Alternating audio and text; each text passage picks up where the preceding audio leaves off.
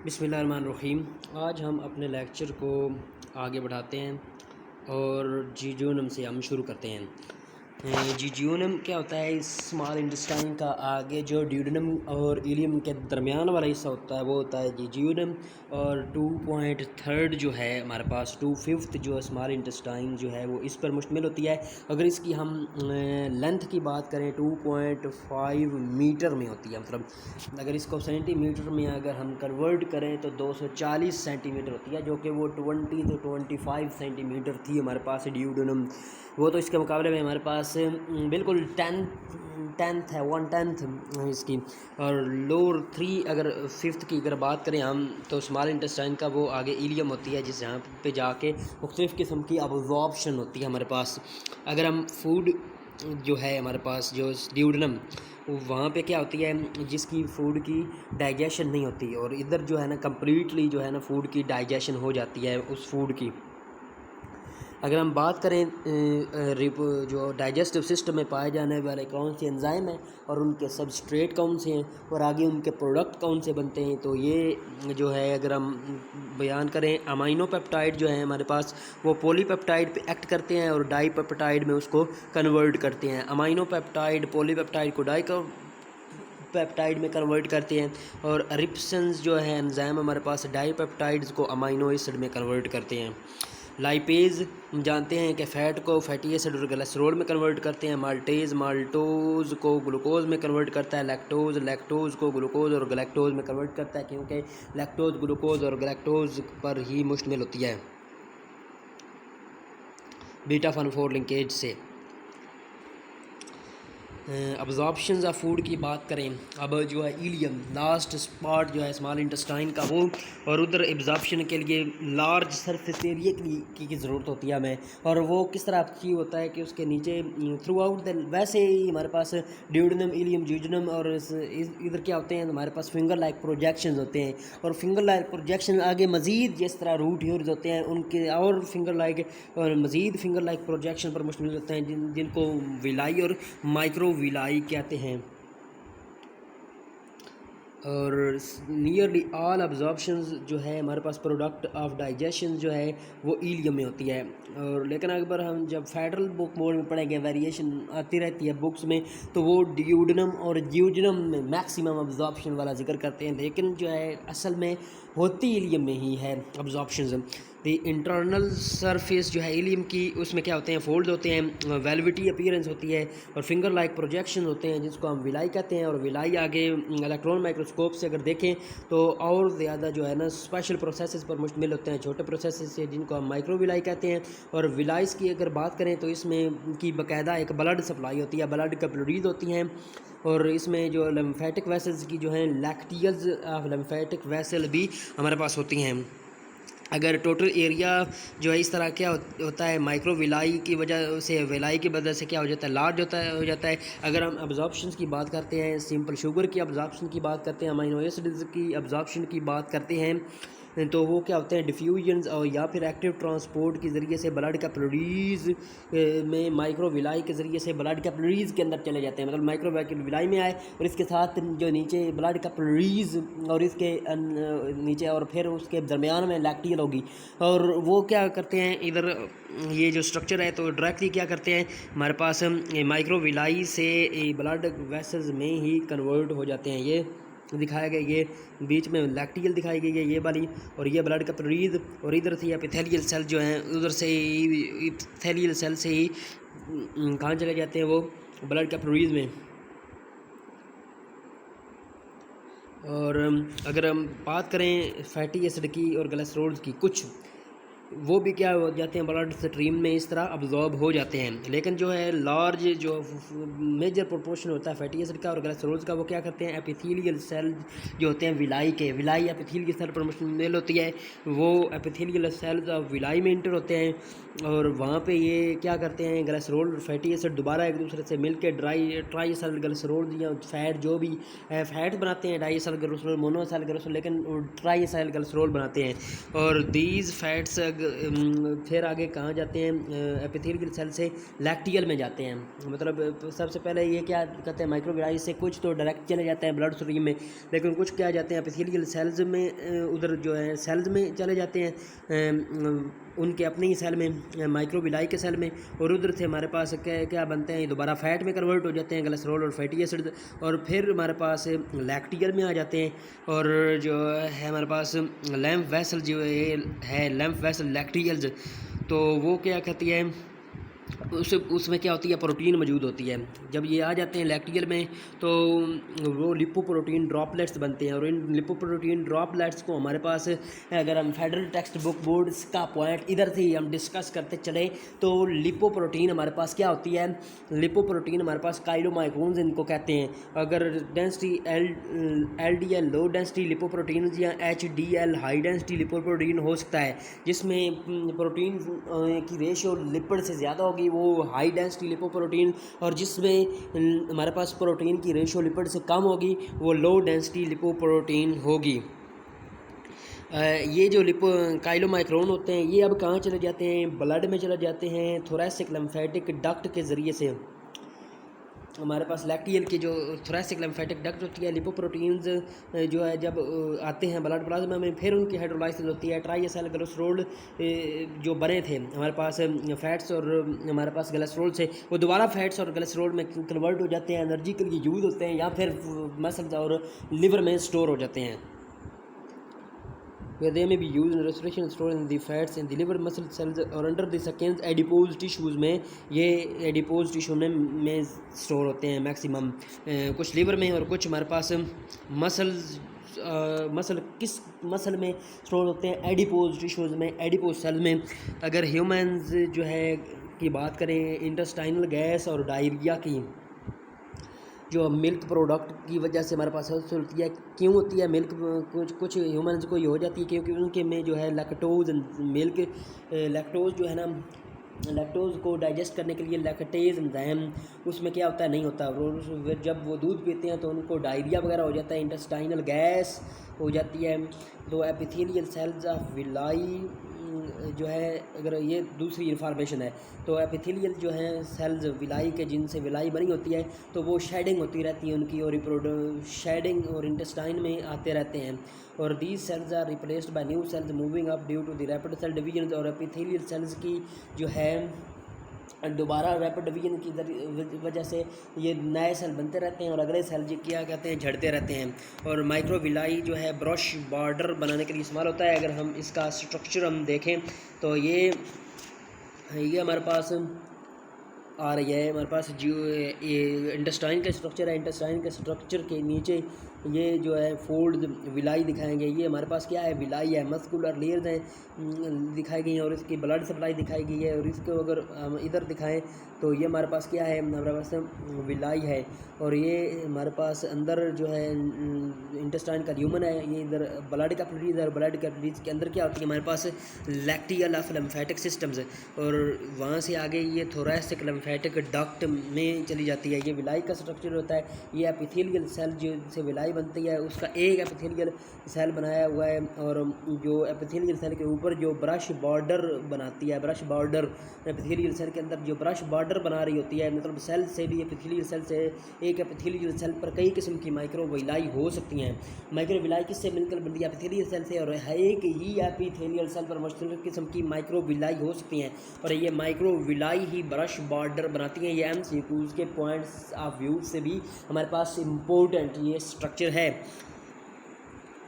अगर आगे चलें,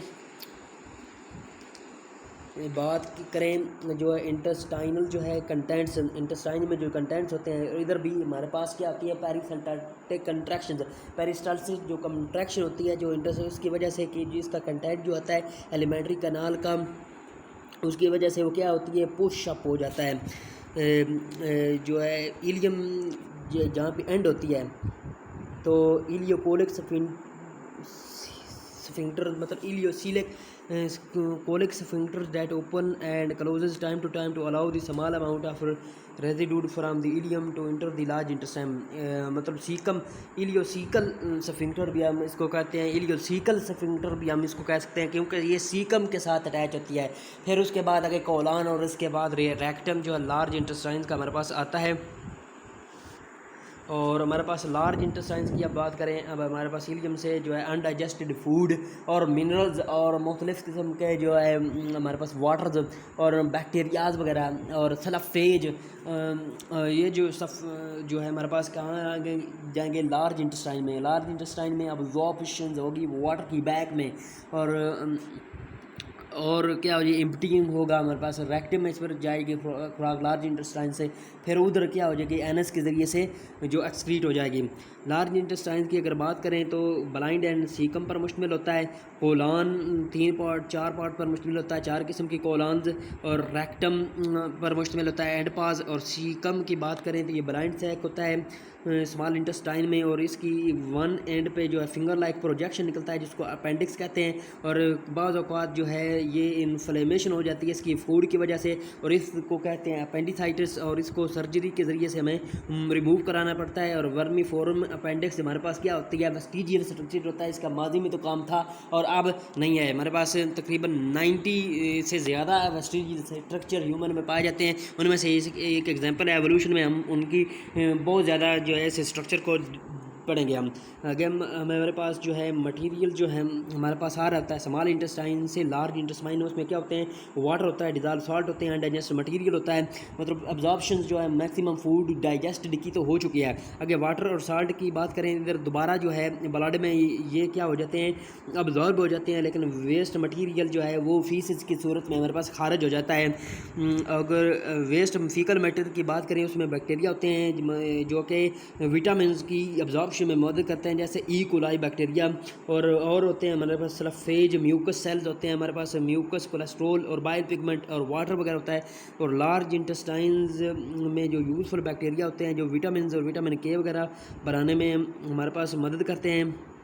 water soluble, if the absorption of the water और साल्ट हमारे पास नहीं होती, साल्ट का बैलेंस कम हो जाता है हमारे पास, और वाटर का बैलेंस हमारे पास कम हो जाता है, और डायरिया मतलब बहुत ही ज़्यादा हमारे पास डाइल्यूट यूरिन डाइल्यूट हमारे पास फीसेस पैदा होते हैं, जिसकी वजह से हमारे पास डायरिया हो जाता है। अगर हमारे पास कंडीशन इस तरह हो जाए कि बहुत ज़्यादा अब्जॉर्प्शन हो जाए हमारे पास, तो हमारे पास फिकल मटेरियल सॉलिड और हार्ड हो जाता है, जिसको एक्सपेल करना डिफ़िकल्ट हो जाता है, इसको कॉन्स्टिपेशन कहते हैं।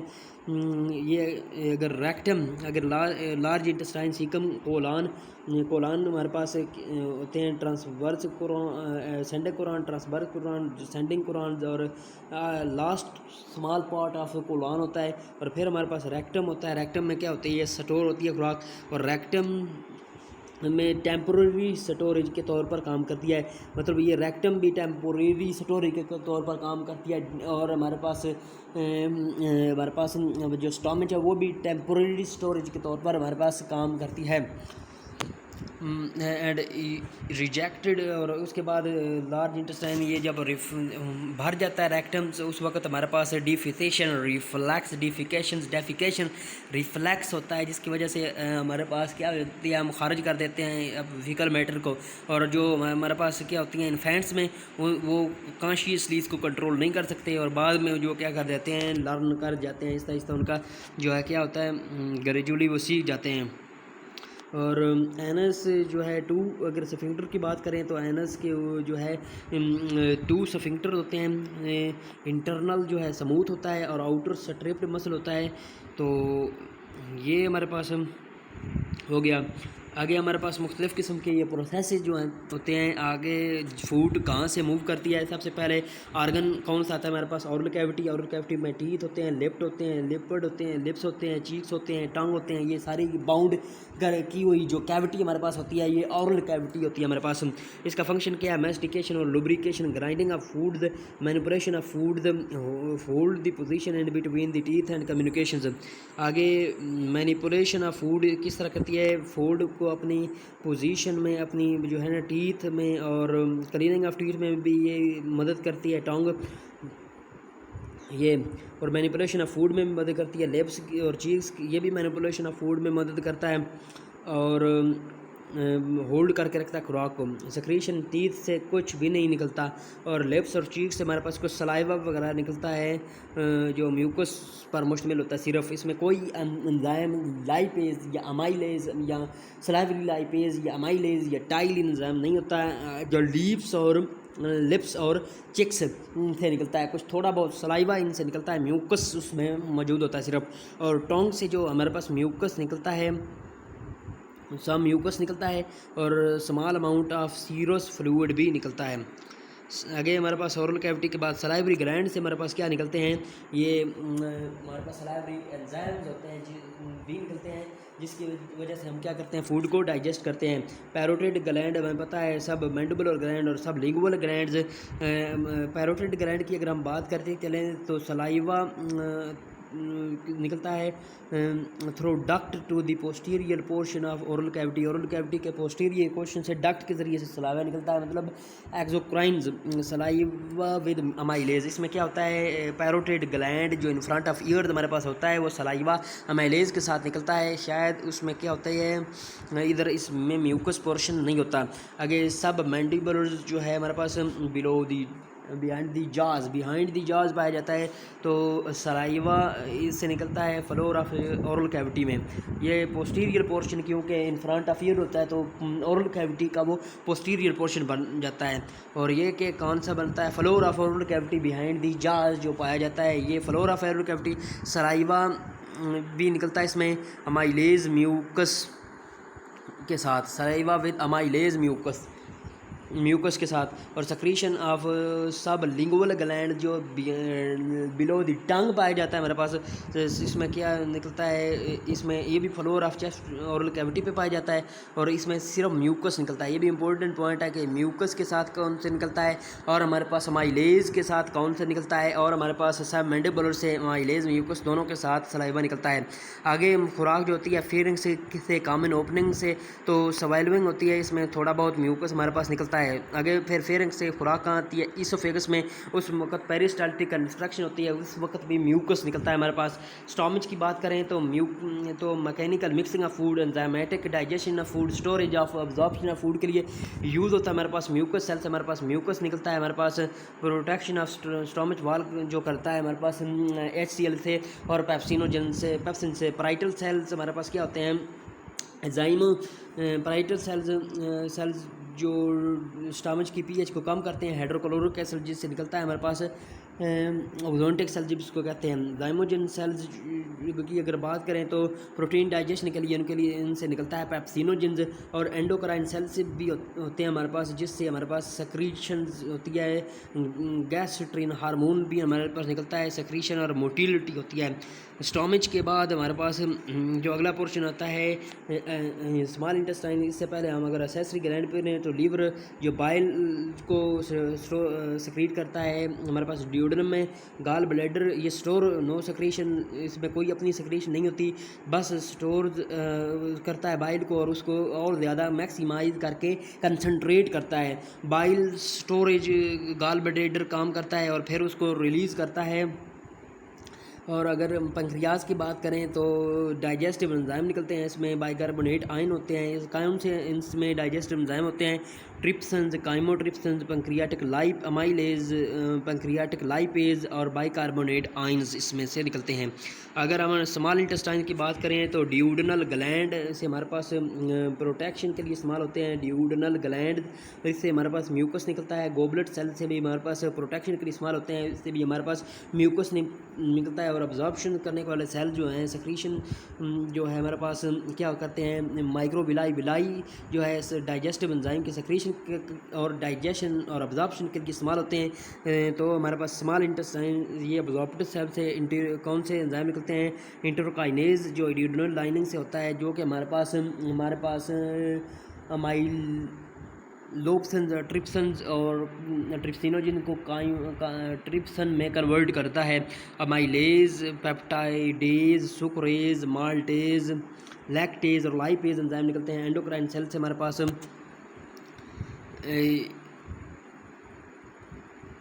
गैस्ट्रिन हार्मोन तो हमारे पास गैस्ट्रिक ग्लैंड से निकलता है, ये सेक्रीटिन और हार्मोन और कोली साइटोकाइनिन हार्मोन, कोलीसाइटोकाइनिन हार्मोन जो है वो हमारे पास एंडोक्राइन लाइनिंग इससे निकलता है और गैस्ट्रिन को ये बंद करने के लिए इस्तेमाल होता है। लार्ज इंटेस्टाइन्स में गोबलेट सेल होते हैं, इसमें लार्ज इंटेस्टाइन का काम किया है absorption, storage of food, movement of food, और इसमें भी हमारे पास गोबलेट सेल से हमारे पास म्यूकस निकलता है।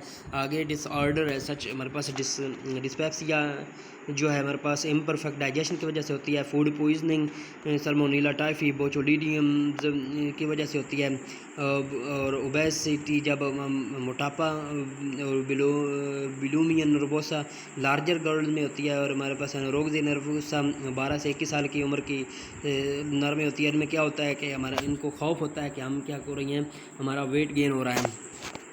फिर इसकी बीमारियों में हमारे पास आ जाती है पाइलस, जिसको हम आमतौर पर डायलेटेड टोटरस वेन्स होती हैं, और हमारे पास अल्सर्स जिसमें हमारे पास गैस्ट्रिक सेक्रीशंस उसको डाइजेस्ट कर देती है। वॉल्स ऑफ स्टमच को भी गैस्ट्रिक अल्सर भी और पेप्टिक अल्सर भी हेपेटिक अल्सर्स भी हो सकता है हमारे पास। इंटेस्टाइन का अल्सर मतलब ये लेकिन ये एज सच जो है हमारे पास डिजीज़ जो हैं डिस्कस नहीं है, इसलिए हम इनको डिटेल में डिस्कस जो है वो नहीं करते।